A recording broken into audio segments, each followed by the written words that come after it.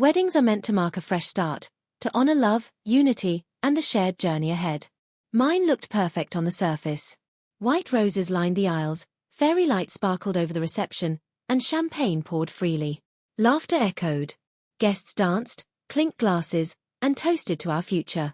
But beneath the polished surface, something felt off. I sensed the fractures before the night had even ended. The illusion of celebration barely held together the reality I was stepping into. My parents didn't even wait until the reception was over to remind me that, no matter how far I went in life, their treatment of me hadn't changed. The very next day, Daniel and I began packing for our honeymoon, a long-awaited trip to Bali. We had saved for over a year to make it happen. It wasn't just a vacation. It was our dream escape. A secluded villa nestled among rice fields, mornings filled with fresh fruit and ocean air, lazy afternoons by the beach. I had worked endless double shifts to afford my share. Daniel had taken on extra freelance gigs. We built this trip together, dollar by dollar. It was supposed to be our reward, our pause, our first adventure as husband and wife. And then my phone rang. It was my mother. Her voice was sweet, sickly sweet, the kind she always used when preparing to drop something cruel, wrapped in a polite tone. "Sweetheart," she began, "I know this is last minute, but your father and I were talking, and we thought maybe it would make more sense if we used your honeymoon package instead." I froze. "What?" I said, staring at my phone in disbelief. "Ryan's just been under so much pressure lately. Poor thing just got another promotion, and he hasn't had a proper break in years. You and Daniel? You're still young, you have time, no kids yet. It just makes sense, honey." My throat went dry. "Mom, we've been planning this trip for over a year. We leave in 2 days." She sighed, the kind of sigh she used to guilt me into silence when I was a kid. "Don't be selfish, sweetheart. You used to say you'd do anything for family. This is just a small change. Ryan needs it more than you do." I ended the call without another word, shaking with disbelief. Daniel had overheard the entire thing from across the room. "They can't be serious," he said, stunned. "That's insane. It's our honeymoon." I wanted so badly to believe it was a bad joke or a moment of temporary madness. But by the next morning, the truth hit me hard. My inbox was flooded with travel updates. Our flights had been reassigned. The villa reservation now listed a different name. The carefully chosen excursions we'd booked? All under Ryan. My parents had already contacted the travel agent and taken everything. They didn't ask. They just took it.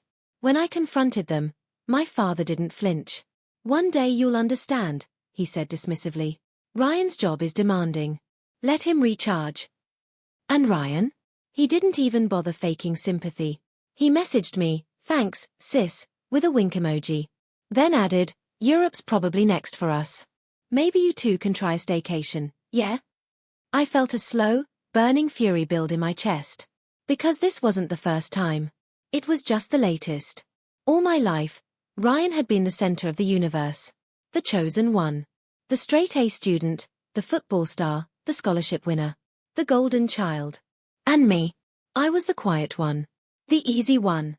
The girl who never asked for much, because I learned early on that it didn't matter if I did. They used to say I was easygoing, low maintenance, the kind of daughter who didn't need much. But what they really meant was, I was easy to overlook.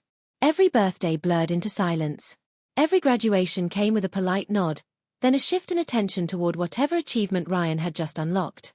For every milestone in my life, there was always something more pressing, more dazzling, something of his. Still, I hoped, naively, that marriage might mark a turning point. That starting a life with Daniel would carve out a space for me where I was finally noticed, finally mattered. But instead, it felt like I was expected to shrink again. Fade into the background like always. And the most painful truth? I nearly let it happen. I almost said, "It's fine."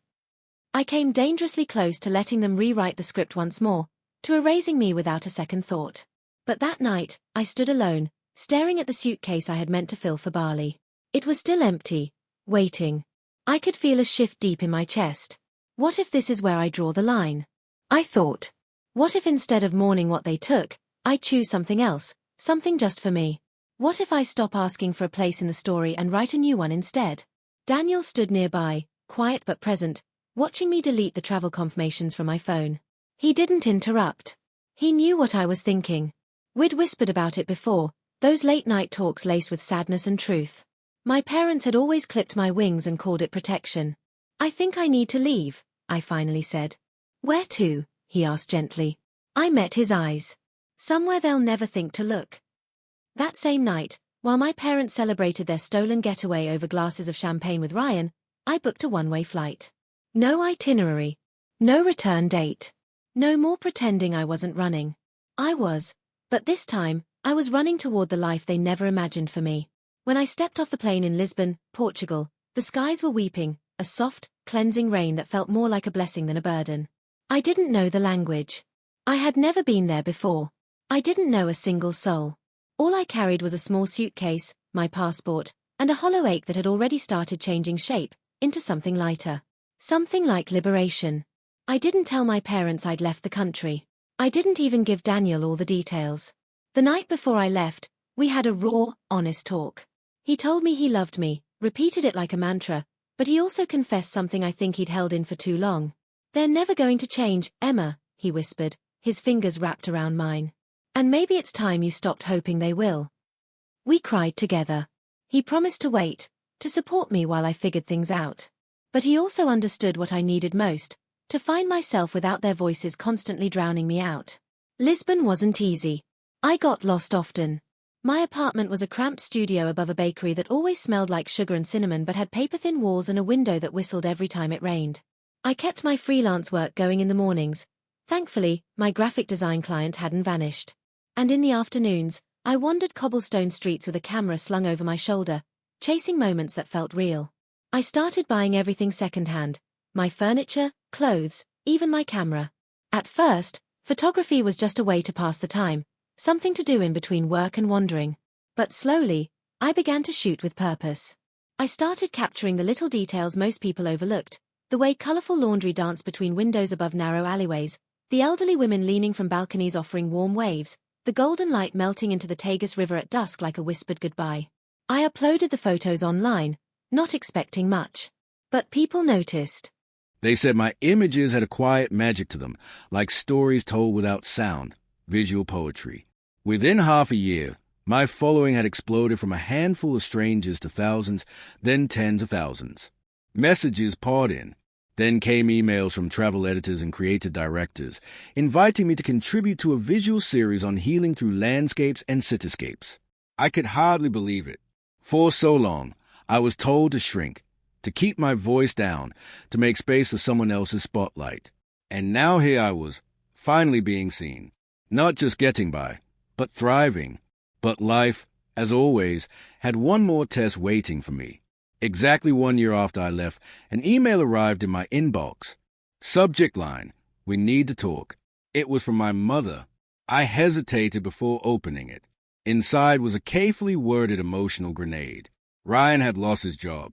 My parents were heartbroken. Money was tight.